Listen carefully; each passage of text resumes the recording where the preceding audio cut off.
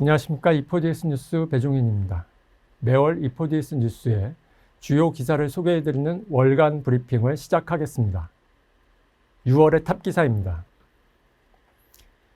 이포디에스 뉴스가 국내 반도체 기업 229개사를 대상으로 2021년 경영실적을 조사했습니다.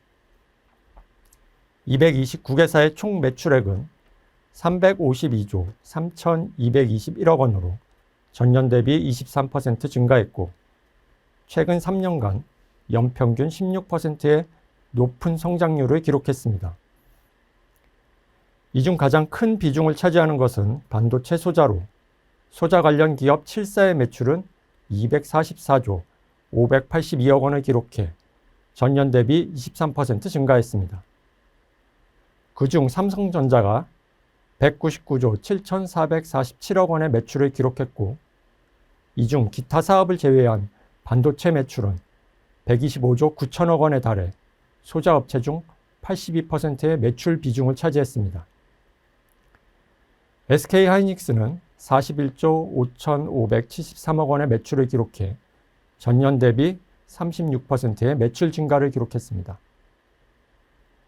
반도체 소재 51사는 53조 2,182억 원의 매출을 기록해 전년 대비 12% 증가했고, 반도체 장비 77사는 16조 8,943억 원의 매출을 기록해 전년 대비 23% 증가했습니다. 관련 내용을 자세히 보기를 원하시는 분은 저희 홈페이지 관련 기사를 참조하시면 될 것 같습니다. 다음은 주목할 만한 기사를 저희 이포디에스 뉴스 기자들이 직접 설명해 드리는 포커스입니다. 저희 기자들이 알찬 기사 내용을 준비했으니 잘 들어주시기 바랍니다. 첫 번째 포커스로 6월 16일 게재된 EUV 확보, 이재용 직접 나섰다라는 기사입니다. 이재용 삼성전자 부회장이 최근 네덜란드 헤이그에서 마르크 류터 네덜란드 총리를 만난 데 이어 ASML을 방문해 피터 베닝크 CEO 등 경영진을 만났습니다. 또한 벨기에 루벤을 방문해 유럽 최대 규모의 종합반도체 연구소 아이맥을 방문하고 루크 반델 호프 CEO를 만났습니다.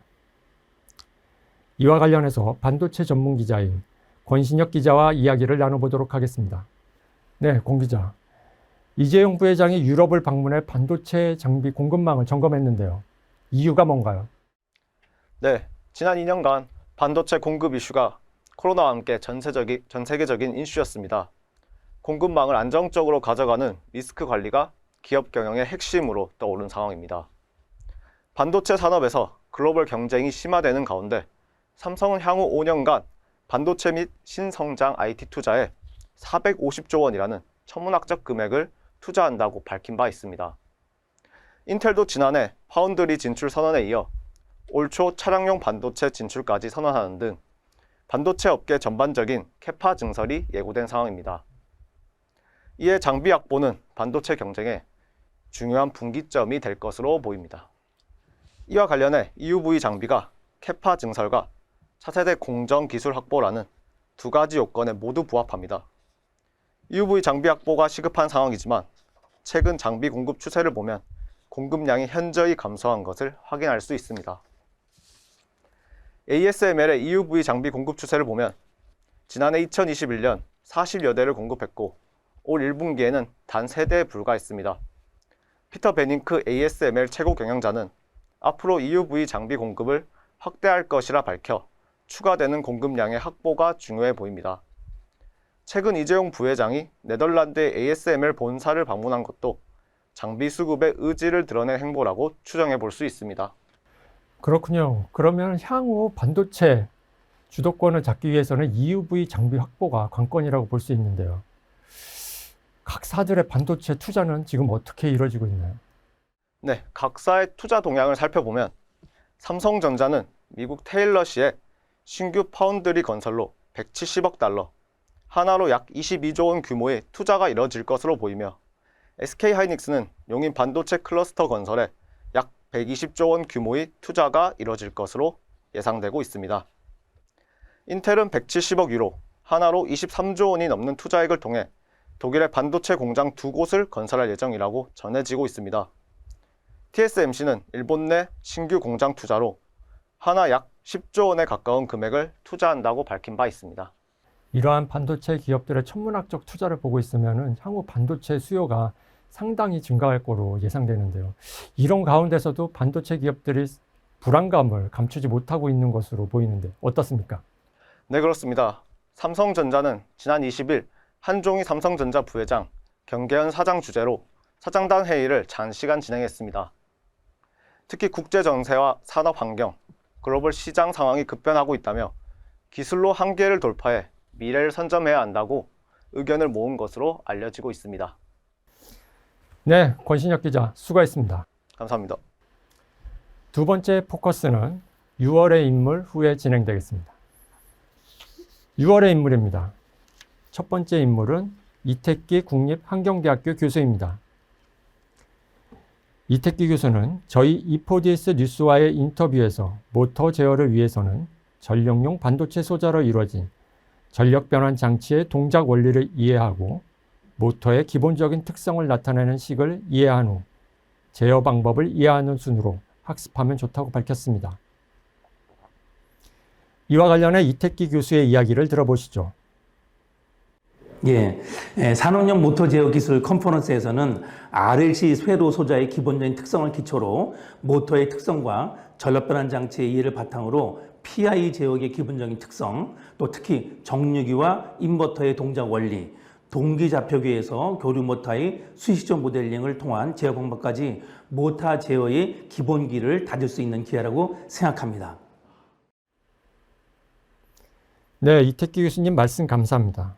이택기 교수님은 오는 7월 22일 개최될 E4DS 산업용 모터 제어 기술 컨퍼런스에서 RLC 회로 소자의 기본적인 특성을 기초로 모터의 특성과 전력 변환 장치의 이해를 바탕으로 한 PI 제어기의 기본적인 특성, 특히 정류기와 인버터의 동작 원리, 동기 좌표계에서 교류 모터의 수식적 모델링을 통한 제어 방법까지 모터 제어의 기본기를 전수하실 예정입니다. 이어 임종수 수진 대표이사입니다. 수진은 다양한 모터 제어뿐만 아니라 전기화학을 이용한 다양한 가스 검출기, 노로바이러스, 코로나 바이러스와 같은 바이러스 진단기를 개발하는 기업으로 초저전력, 초소형이면서도 오동작 없이 연기를 검출하는 연기 감지기 등을 개발하고 있습니다. 임종수 수진 대표이사는 산업용 모터 제어 전문가로서 매틀랩, 시뮬링크를 이용한 시뮬레이션 모델 개발에 많은 경험이 있습니다. 임종수 수진 대표이사의 이야기를 들어보시죠. 일반적으로는 원래 매트랩은 원래는 이제 의료, 그 다음에 항공, 우주, 그 신호 처리 다양한 분야에서 그냥 사용하고 있었습니다. 물론 이제 자동차가 주 메인 커스터머입니다. 그래서 제가 듣기로는 도요타 매트랩 버전이 따로 나올 정도로 굉장히 광범하게 사용되고 있거든요. 근데 PSIM이라는 툴이 있는데 이 툴은 그야말로 파워 시뮬레이션입니다. 그래서 PSIM인데 이 친구는 거의 뭐 전력 변환에 대한 전문화된 툴입니다. 그래서 많은 이제 전력 변환하는 친구들은 이제 매트랩은 언어고, 그다음에 이제 시뮬링크도 어떤 면에서 보면 이제 언어 베이스로 가거든요. 근데 이제 PSIM은 단순히 이제 블록 갖다 놓고 연결하는, 어떤 면에서 보면은 접근하기 좀 더 쉽고 정확하기 때문에 모터 제어 소프트웨어다라고 얘기하면 주로 이제 그 PSIM을 먼저, 그 다음에 매트랩이나 시뮬링크 이렇게 사용하는데, 근데 이제 매트랩이나 시뮬링크에서 사용할 때 이 PSIM을 불러다가 같이 쓸 수가 있습니다. 그래서 이제 PSIM 라이센스와 매트랩 시뮬링크를 스테이트풀 라이센스가 있으면 이네들을 갖다 한데 모아서 PSIM에서 했던 그 모델을 그대로 매트랩에 갖다 놓고 다시 여기서 연동해서 자기 매트랩 거를 추가해서 또 시뮬레이션을 할 수가 있거든요. 그래서 지금 현재는 대부분의 소프트웨어들이 이렇게 통합 환경으로 다 서로 다 함께 지원을 하는 형태로 바뀌고 있습니다.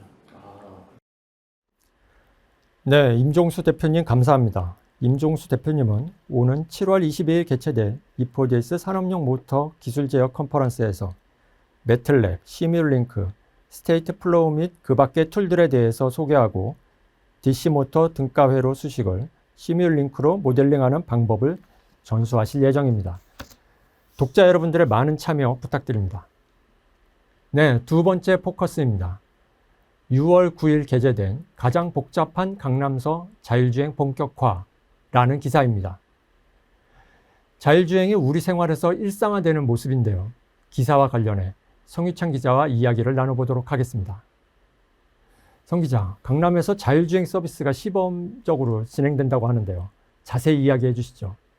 네, 현대차 그룹과 서울시가 서울 강남구와 서초구 일부 지역에서 자율주행 4단계 기술을 적용한 아이오닉 5로 카 헤일링 시범 서비스인 로보라이드 실증에 돌입한다고 밝혔습니다. 자율주행 기술 고도화를 목적으로 혼잡한 도심 지역에서 시범 서비스를 진행한다고 하는데요. 현대차 그룹은 내부 기준을 통해 선발된 인원들을 대상으로 고객 체험단을 구성해 초기 시범 서비스를 운영한 뒤에 이르면 8월부터 일반 고객까지 서비스 대상을 확대한다는 계획을 발표했습니다. 네, 기존 유상 운송과의 차이점은 노선을 운행하는 셔틀 개념이 아니라 출발지와 목적지에 따라 노선이 달라진다는 점이군요. 네, 어떻게 이것이 가능한가요? 인프라 구축과 데이터를 꾸준히 쌓아나갔던 것이 주요했던데요.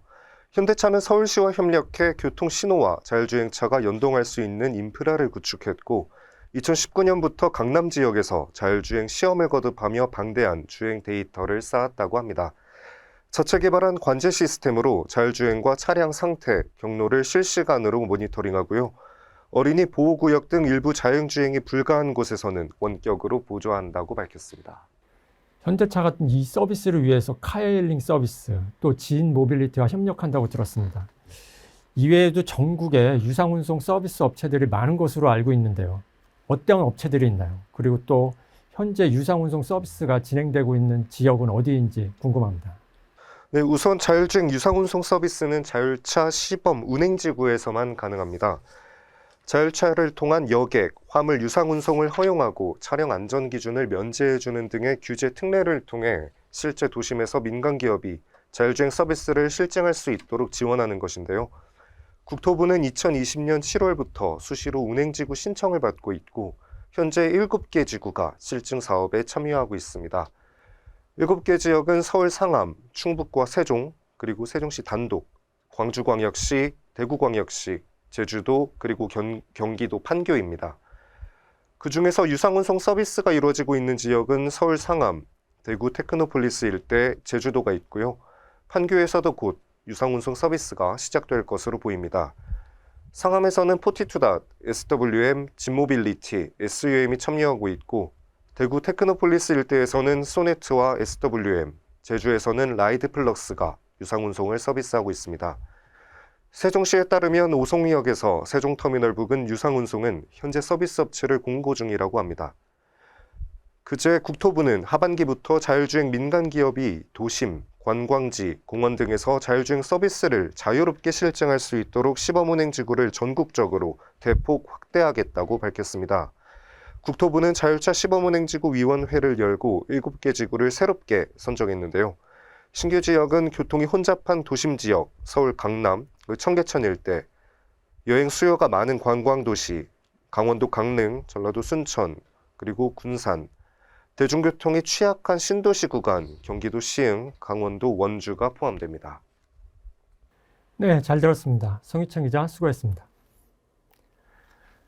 네, 김혜지 기자가 출연하는 세 번째 포커스는 특집 코너 후에 진행됩니다. 이번에 특집 코너에서는 E4DS 반도체 트렌드 데이와 E4DS 쇼미더띵스 띵작 수상자 인터뷰를 진행하겠습니다. 지난 6월 10일 개최된 반도체 트렌드 데이 행사입니다. 이날 세미나에서는 최신 전력 반도체 기술 동향 및 프리커서, 특수가스 등 반도체 소재를 비롯해 특별 발표로 황철성 서울대학교 석좌 교수가 차세대 메모리의 발전 방향과 소재 동향에 대해 발표했습니다. 이날 첫 번째 발표를 담당한 노근창 현대차증권 상무는 2022년 반도체 시장이 연평균 9.2% 성장한 5,800억 달러를 달성할 것으로 예상했습니다. 노근창 현대차증권 상무의 이야기를 들어보시죠. 사실 지금 상황 어떻게 보면 수요는 되게 안 보이고요. 반면에 데이터 센터랑 전장 이런 쪽은 되게 좋고요. 스마트폰, PC 이런 쪽 수요는 되게 이제 안 좋아질 거. 이미 안 좋아지고 있는 스마트폰과 이제 노트북 같은 경우에는 이제 4월부터 출하량이 많이 줄고 있고요. 반면에 이제 원가상으로는 상당히 어떻게 보면 원자재 가격도 많이 올라가고 있고, 특히 웨이퍼 가격 같은 경우에도 계속 올리고 있고, 그리고 사실 장비 같은 경우에도 입고가 잘 안 되고 있습니다. 그래서 이영석 애트리 책임연구원은 갠 전력 반도체 최신 기술 동향에 대해서 발표했습니다. 이영석 책임연구원은 갠의 장점으로 차세대 고전력 소자 재료, 전력 변환 효율 향상 및 소형화 가능 등을 이야기했는데요. 이영석 책임연구원의 이야기를 들어보시죠. 응용 분야도 사실은 전력 반도체뿐만 아니라 여러 군데 다양한 다재다능한 그 소재입니다. 우리가 여기 보면 LED 램프 같은 데서 가장 많이 좀 볼 수가 있고요. 그리고 기지국이나 그런 통신 환경과 같은 RF 소자로도 굉장히 많이 사용을 하는 거고, 저희가 군수용으로는 A사 레이더 얘기를 좀 많이 하잖아요. 그 MMIC 모듈이 들어가는 그 A사 레이더에도 사용이 많이 되고 있습니다. 그리고 덧붙여서 이렇게 전력 반도체에도 사용이 가능한 여러 가지의 방면에 응용이 가능한 소재입니다. 이상익 D&F 전문은 반도체 소재 기술 동향 프리커서에 대해 발표했습니다. 이상익 전문은 PR 공정 시 EUV의 높은 흡수율뿐만 아니라 흡수된 EUV의 높은 광방출이 요구된다며 흡수율 및 광방출 효과가 우수한 메탈 전구체가 필요하다고 밝혔습니다. 이상익 전무의 이야기를 들어보시죠. 루테늄 현재 그 반도체 소재에서 메탈 라이너로서 이제 루테늄 소재가 도입이 될 아마 그런 반도체 트렌드가 생기고 있습니다. 그래서 그 루테늄이 크게 두 가지로 쓰이는데 갭필용하고요, 즉 메탈리제이션용이죠. 갭필용과 그다음에 그 라이너, 그러니까 현재 TIN이나 탄탈라이트라이드나 하는 그런 메탈과 전력막 간의 어떤 침투나 그런 걸 막기 위한 어떤 그런 용도로 쓰이는 라이너로서의 역할을 루테늄이 두 가지를 다 할 수 있어서 그런 부분들을 저희들이 개발을 이용을 했습니다. 마지막으로 황철성 서울대학교 석좌 교수가 차세대 메모리의 발전 방향과 소재 동향, 3D 적층 D램 기술에 대해 발표했습니다.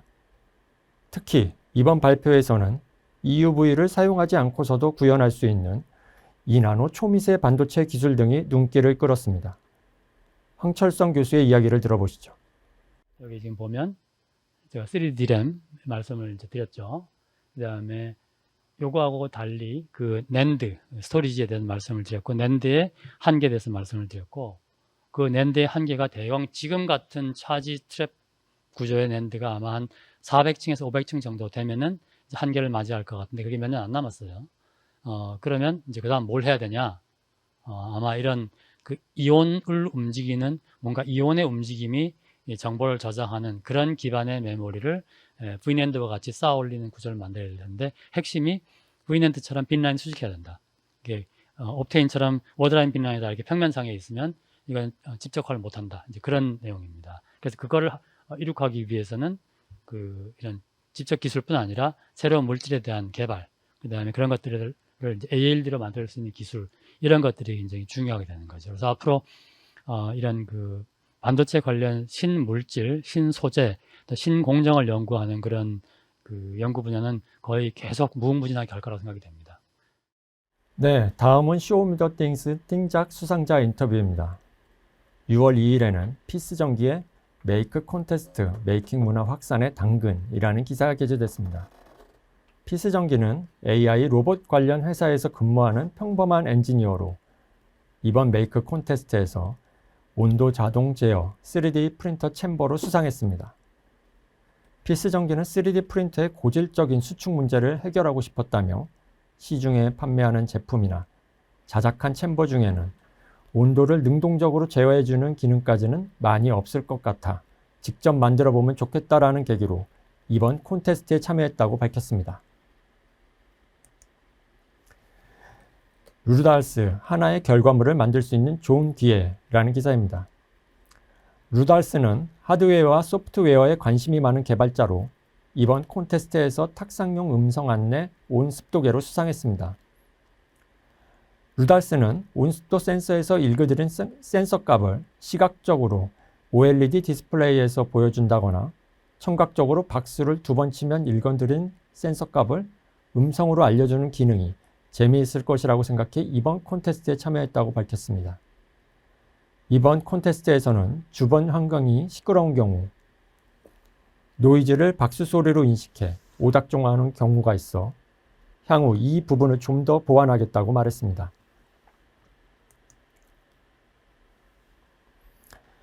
토이마스터 메이크 콘테스트 자신감을 줬다라는 인터뷰입니다.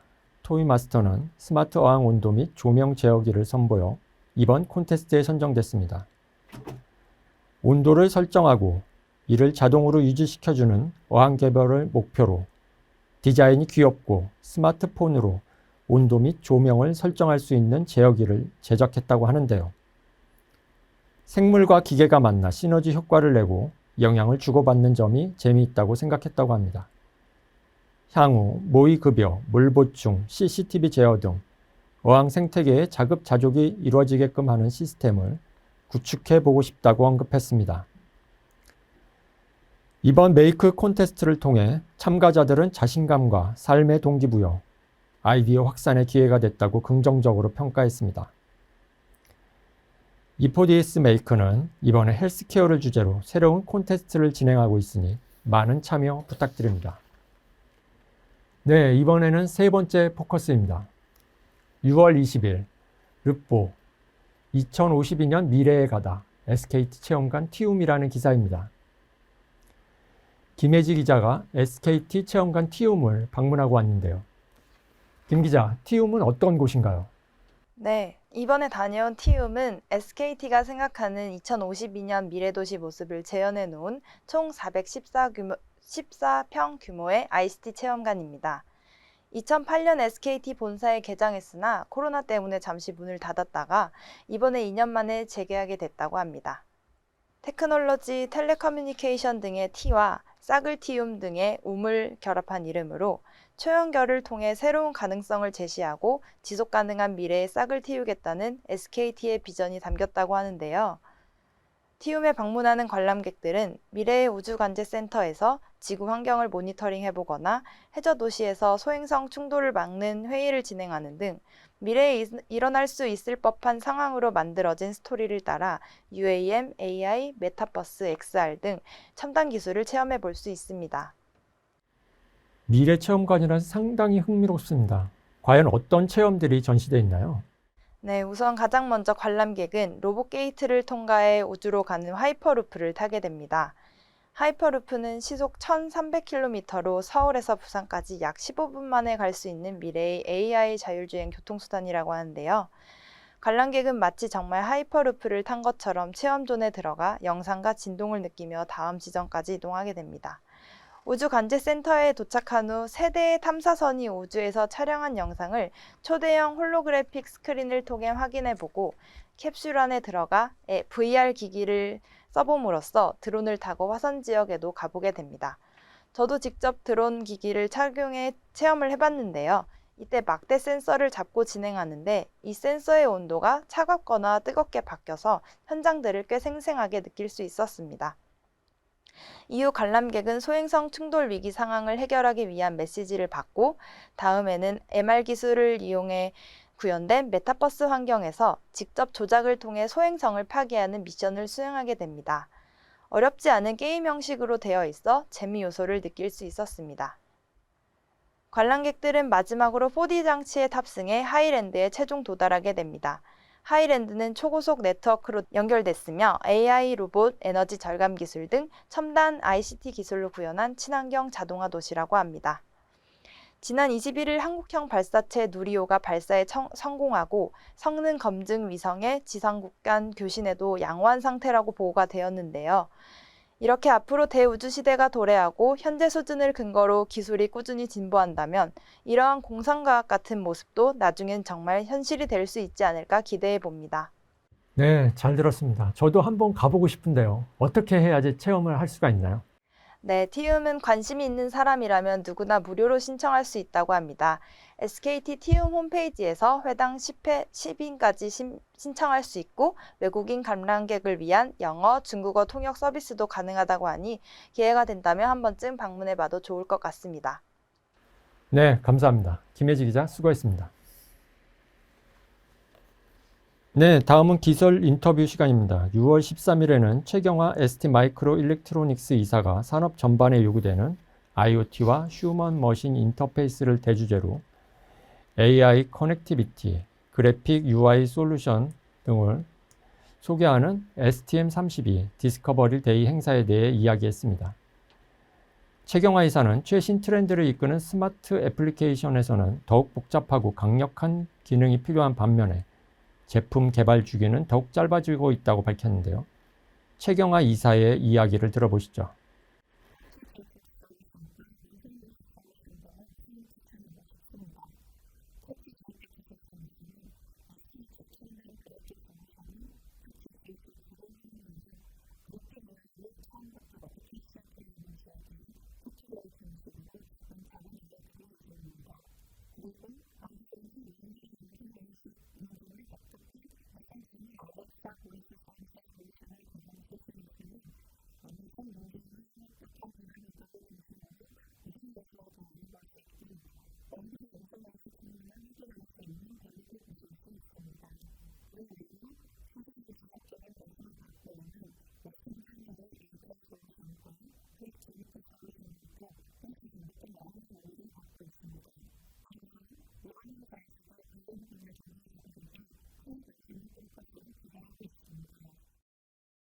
(5월 25일에는) 김동우 한국 트럼프 상무가 효율을 극대화한 스마트 팩토리 솔루션의 공급 방향에 대해 이야기했습니다. 김동우 상무는 판금 시장은 파이버 레이저로의 전환으로 인해 국내에 많은 공작기계 업체가 생겨났고 전체적으로 하향 평준화가 시장의 트렌드로 자리 잡고 있다며 한국 트럼프가 차별화된 포트폴리오를 바탕으로 판금 가공 분야 종사자를 위해 하드웨어 및 소프트웨어, 하이엔드, 미들, 엔트리급 시스템 및 솔루션을 보급하겠다고 밝혔습니다. 김동우 상무의 이야기를 들어보시죠.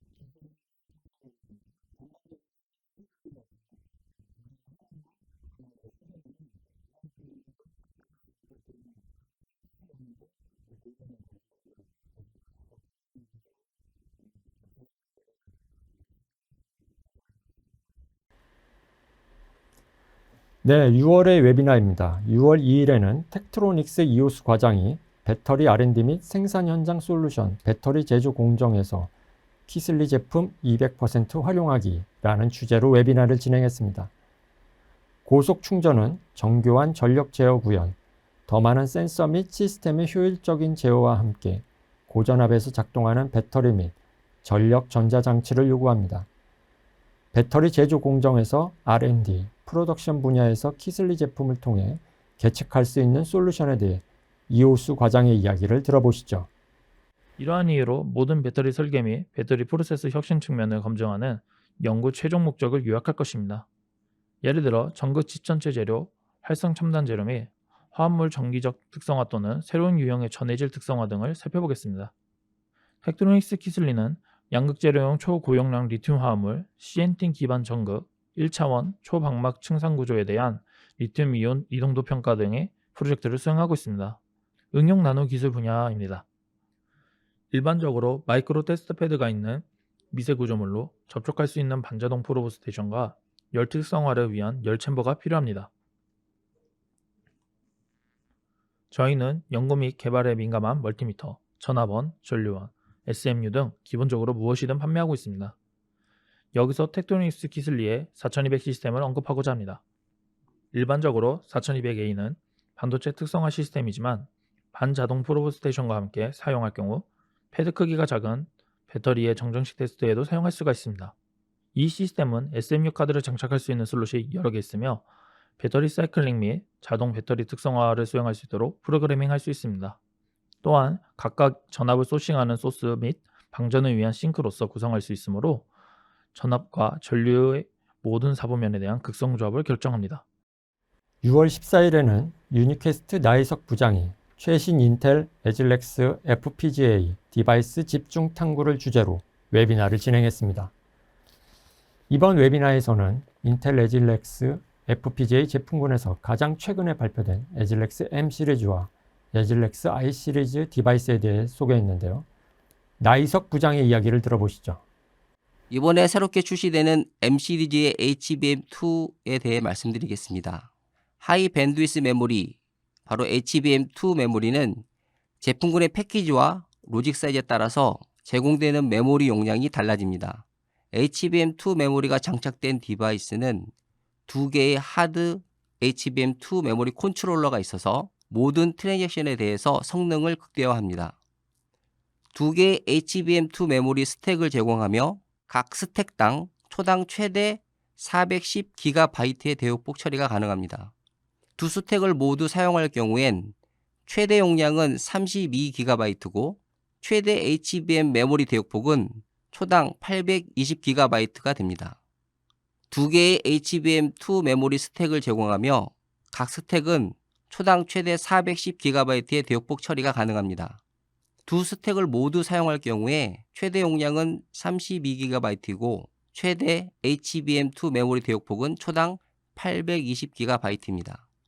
이와 같이 메모리 대역폭은 PCB상에 구현되는 DDR5 메모리보다도 약 10배 높은 대역폭이고 이전 스트라틱스 10 MX의 HBM보다도 1.6배 높은 수치입니다. 6월 21일에는 인피니언의 이진용 부장이 스마트폰에서 가전까지 인피니언의 P삭 마이크로 컨트롤러 정전 방식 터치 구현하기라는 주제로 웨비나를 진행했습니다. 인피니언이 이번에 새롭게 출시하는 P삭 4100S 맥스 시리즈는 5세대 터치 알고리즘을 적용해 기존의 정전 용량 방식 터치 대비 신호대 잡음비를 최대 10배가량 개선했습니다. 이에 대해 이진용 부장의 이야기를 들어보시죠.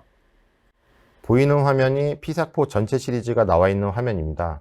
인피니언의 P삭4 시리즈는 2013년에 P삭 4000, 4100 그리고 4200이 처음 출시가 된 이후 계속 업데이트가 되어서 현재는 화면에 보이는 바와 같이 총 18개의 P삭4 시리즈가 있습니다.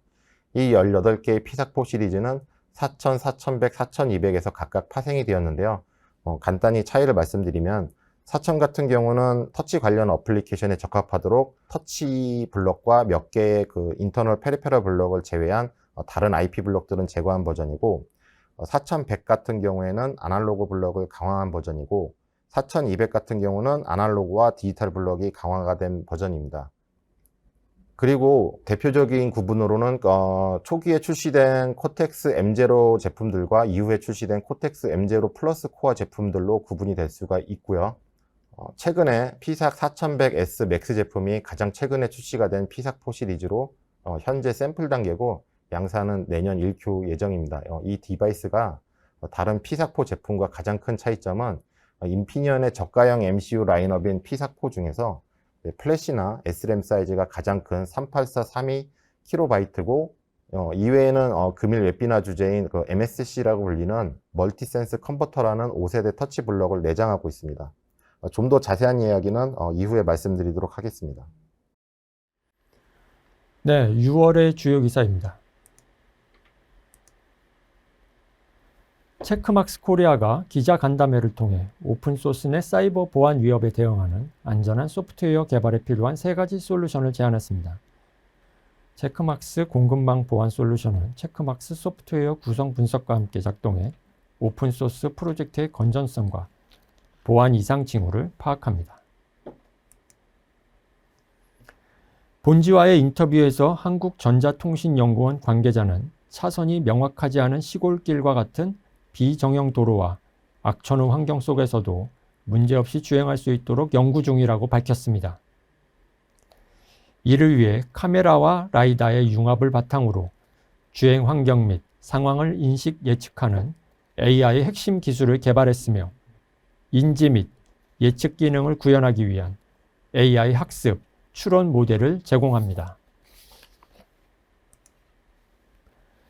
일부 EU 회원국이 하이브리드 자동차에 대한 지원 정책을 급속도로 개편하고 있어 이에 따른 우리나라 친환경차 수출 또한 조기에 영향을 받을 수 있다는 의견이 제시됐습니다. 2021년 7월 발표된 EU 탄소 감축 입법안은 2035년부터 내연 기관을 장착한 모든 차량의 신차 판매를 금지하는 계획을 포함했습니다. 로크웰 오토메이션이 역삼 본사에 로크웰의 스마트 팩토리 솔루션을 전시한 고객 체험 센터를 오픈했습니다. 고객 체험 센터는 모터 컨트롤 센터, 지능형 컨베이어 시스템, IoT 플랫폼 관제 시스템, 분산 제어 시스템, 가상현실 및 증강현실 애플리케이션 등 총 5개의 전시존으로 꾸며져 있으며 방문자는 고객 체험 센터에서 로크웰 오토메이션의 AR 앱을 통해 스스로 체험 가능하고 실시간 데이터를 통해 실제 설비 상황이 확인이 가능합니다. 2021년 전 세계 아날로그 매출이 약 740억 달러를 기록해 하나로 92조 8,500억 달러에 달하는 시장으로 성장했습니다. 전체 업체 가운데 텍사스 인스트루먼트가 아날로그 매출 141억 달러, 하나로 약 17조 7천억 원으로 시장 점유율 19%를 기록하며 1위를 차지했습니다. TI의 아날로그 매출은 2020년 대비 29% 증가해 전체 아날로그 시장 성장치인 30%에 준하는 매출 확대를 보였습니다. SM스틸 군산 공장이 준공 2주년을 맞았습니다. 김기호 SM스틸 대표이사는 가격은 인도, 대만산만큼 저렴하지만 품질은 일본 제철 스테인리스만큼 세계 최고의 제품을 공급하고 있다며 자신감을 보였습니다. 네, 다음은 신제품 및 IT 소식입니다. 엔비디아가 그레이스 CPU 슈퍼칩 및 그레이스 호퍼 슈퍼칩을 탑재한 첨단 시스템을 출시할 예정이라고 최근 발표했습니다. NXP 반도체가 단일 칩으로 초미세 동작을 감지할 수 있는 레이더 솔루션을 출시하며 효율적인 비용으로 IoT 및 차량 애플리케이션 등을 쉽게 개발할 수 있을 것으로 기대됩니다. 레티스 반도체가 지난 31일 온라인 기자간담회에서 제어 FPGA 분야와 솔루션 스택에서 포트폴리오를 확장한다고 밝혔습니다. 마이크로칩 테크놀로지가 자동차 개발자가 최신 자동차 요건을 충족하면서 미래 기술을 위한 확장 가능한 애플리케이션을 설계할 수 있도록 디지털 신호 컨트롤러를 위한 포괄적인 에코시스템을 출시했습니다. 텍사스 인스트루먼트가 시타라 AM62 프로세서를 출시했습니다. 이 새로운 프로세서는 엣지 AI 프로세싱을 차세대 애플리케이션으로 확장할 수 있도록 지원합니다. 인피니언 테크놀로지스가 옵티가 트러스트 M 익스프레스와 시렌트 클라우드 아이디를 결합한 하이엔드 보안 솔루션을 출시했습니다. 이 하드웨어 트러스트 앵커를 사용하면 IoT 디바이스를 클라우드로 쉽게 연결할 수 있습니다. 긱플러스가 차세대 피킹 솔루션인 팝픽을 소개했습니다. 팝픽은 올인원 피킹 솔루션으로 토트, 선반, 빠르팅을 피킹하고 저장하는 기능을 결합해 웨어하우스의 효율성을 최적화할 수 있습니다. 네, 이제 7월의 웨비나를 소개해 드리겠습니다. 7월 5일에는 인피니언 테크놀로지스 송현수 부장이 스마트 키친 필수 아이템 인덕션 히팅을 위한 인피니언의 파워 스위치 솔루션에 대해 웨비나를 진행합니다. 7월 12일에는 마이크로칩 엄명음 책임이 트러스트 플랫폼 디자인 스위트 V2 업데이트 및 개요를 주제로 웨비나를 진행합니다. 7월 19일에는 ST 마이크로 일렉트로닉스의 진용화 차장이 스텔라 넥스트 젠 ST 오토모티브 32비트 MCU를 주제로 웨비나를 진행합니다. 독자 여러분들의 많은 시청 부탁드립니다. 네, 7월 22일에는 한국 컨퍼런스 센터 대강당에서 2022 E4DS 산업용 모터 제어 기술 컨퍼런스를 개최합니다. 정밀 제어를 위한 변압기, 발전기, 전동기 모델링 방법, 매틀랩, 시뮬링크 기반 전동기 구동 모델링 및 STM32 MCU를 활용한 PWM 구현 기법 등 산업용 모터 제어 기술의 핵심 포인트를 공유하는 자리가 될 예정입니다. 특히 현직 전력전자학회 회장님이신 이택기 국립환경대학교 교수님께서 직접 강의해 주시니 이 기회를 놓치지 마시기 바랍니다. 네, 이제 6월에 월간 브리핑을 마치겠습니다. 7월에는 더욱 알찬 준비로 독자 여러분들을 찾아뵙겠습니다. 감사합니다.